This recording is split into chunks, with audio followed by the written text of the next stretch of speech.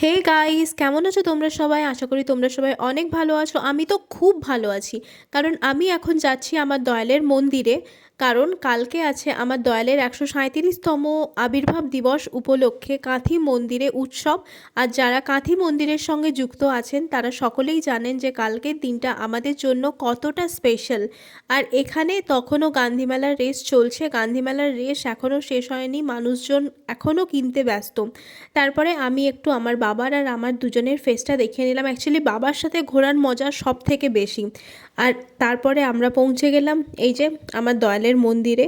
কি সুন্দর করে সাজানো হয়েছে। অ্যাকচুয়ালি আমি তো কাল সকালে তাড়াতাড়ি আসবই, আর আজকে রাত্রিবেলা বাবার সাথে আসার আর একটা কারণ, এই মন্দিরটা এত সুন্দর করে সাজানো হয়েছে এটা তো দেখা দরকার ছিল, কারণ এই স্কোপটা আমি ছাড়তে চাই না আবার 1 বছরের অপেক্ষা। তো দেখো কি সুন্দর লাগছে না? মানে সত্যিকারের যে মাটির ওপরে স্বর্গ, আমরা তো কখনো স্বর্গ দেখিনি, এইটা হচ্ছে স্বর্গ। স্বর্গ দর্শন হচ্ছে আমাদের। আমি সব সময় আমার দয়ালের মন্দির দেখানোর সময় বলি যে মাটির ওপরে স্বর্গ, সত্যি মাটির ওপরে স্বর্গ। তো যারা সৎসঙ্গী তারা সকলেই জানেন যে আমি এই কথাটা যে বলি এটা একদমই ভুল কোনো কথা আমি বলি না। তো যাই হোক, এত আলো, এত ফুল, এত মানুষের আনাগোনা, সব কিছুই তার জন্য, সব কিছুই কী বলবো, তাকে খুশি করার জন্য, আমার দয়ালকে খুশি করার জন্য। তো যাই হোক, ঠিক আছে, তোমরা দেখতে থাকো।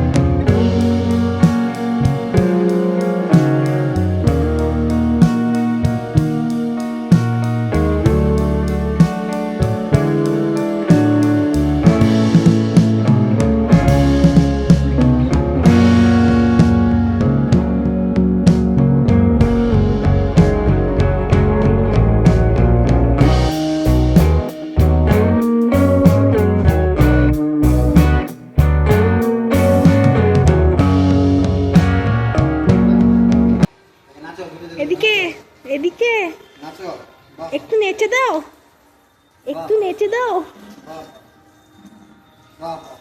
তুমি নাচবে না?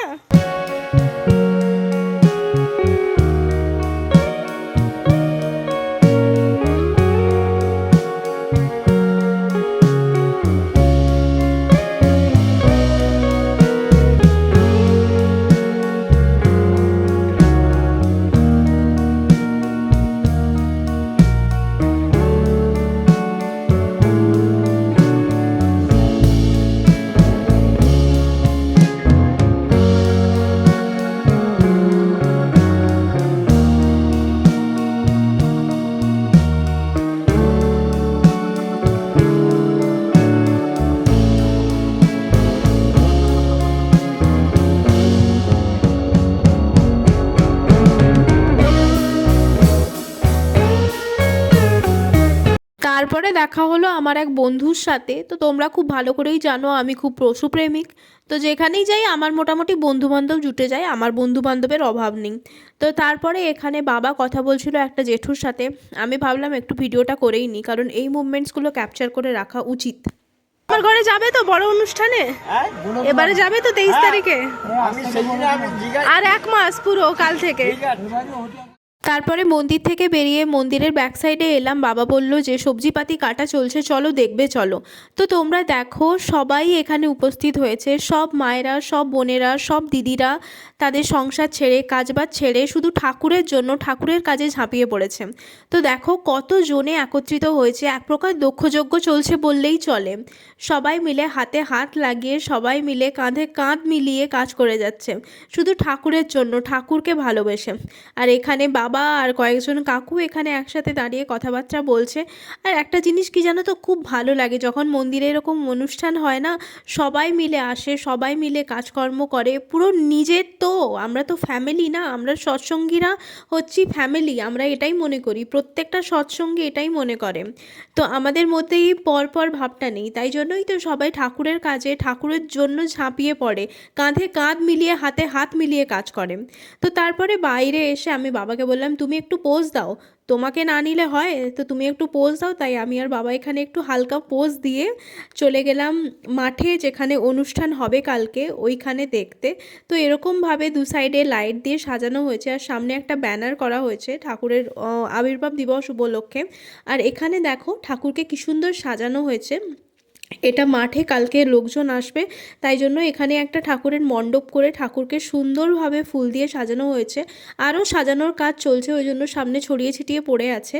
আর এইখানে ঠাকুরের বাণী লিখে এখানে চেটানো আছে, ঠাকুরের বিভিন্ন বাণী এখানে লেখা আছে। তোমরা দেখো বিভিন্ন রকমের বাণী এরকমভাবে লিখে এরকমভাবে টাঙিয়ে দেওয়া হয়েছে, যাতে প্রত্যেকে আসে, প্রত্যেকে যেন দেখতে পায়, পড়ে সবাই। আর এখানে কালকের অনুষ্ঠানের জন্য রিহার্সাল চলছে। কালকে মাঠে একটা ঠাকুরেরই গানে সবাই মিলে, মানে বাচ্চারা, ছোটো ছোটো বাচ্চারা নাচবে এখানে। তো তারই রিহার্সাল চলছে, একটা সাংস্কৃতিক অনুষ্ঠানও হবে শুধুমাত্র ঠাকুরের গানের ওপরে। তো এখানে কালকে লোকজন এসে বসবে, লোকজন এসে আনন্দ করবে, তার জন্য এইখানে মাঠের মধ্যে প্যান্ডেলটা করা হয়েছে। অনেক বড় প্যান্ডেল হয়েছে, প্রচুর লোকের মানে আয়োজন, কালকে প্রচুর লোক আসবে। তো দেখো কি সুন্দর না, কত ভালো লাগে এরকম দেখলে। তো তারপরে আমি একটু হালকা করে পোজ দিয়ে নিলাম, কারণ আমি পোজ দেবো না এটা তো হতেই পারে না, না। তো যাই হোক, আমি একটু হালকা আমার থোবড়াটা দেখিয়ে নিলাম কালকের জন্য। আমি খুব এক্সাইটেড, সেটা আমার থোবড়াটা দেখে আশা করি তোমরা বুঝতে পারছো। তো তারপরে মাঠ থেকে আমি আর বাবা যাচ্ছি মন্দিরের দিকে, দুজনে হেঁটে হেঁটে গল্প করতে করতে আমি আর বাবা যাচ্ছি। তারপরে আবারও মন্দিরের মধ্যে আমার আরেক বন্ধুর সাথে দেখা। আমি বললাম না, আমার বন্ধু বান্ধবের অভাব নেই, এই মন্দিরেই কতগুলো জুটে যাবে দেখবে। তো যাই হোক, তোমরা দেখো।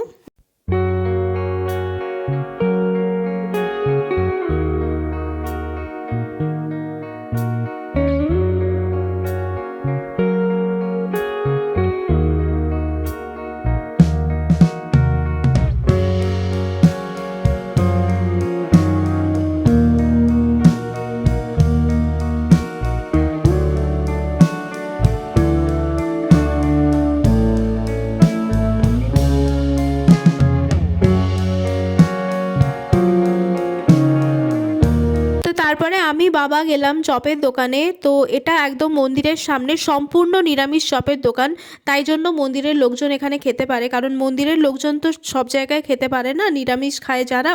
তো এখানে মন্দিরের সামনে খোলায় মন্দিরের লোকজনের একটু সুবিধে হয়েছে নিজেদের টেস্টটা পাল্টানোর।